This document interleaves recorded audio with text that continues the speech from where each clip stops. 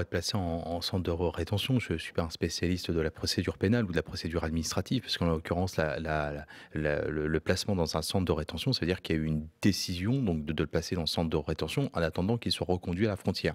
Et donc là, le fait que ce soit peut-être le week-end, il n'y a pas eu peut-être de décision visant à.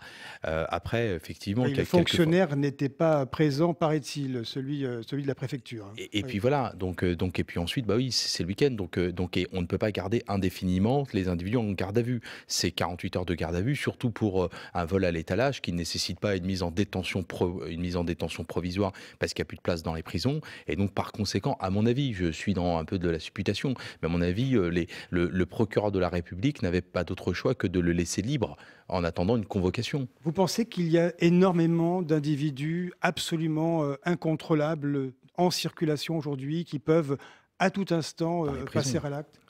dans les prisons d'abord, hein. Oui, Saïd Youssef, Bah, oui. dans les prisons, vous regardez aujourd'hui l'état de nos prisons, avec une surpopulation carcérale et la plupart des spécialistes considèrent à juste raison qu'il y a dans nos prisons des individus qui n'ont rien à y faire. Le seul problème, c'est qu'une place dans un hôpital psychiatrique coûte évidemment beaucoup plus cher que un lit dans une prison.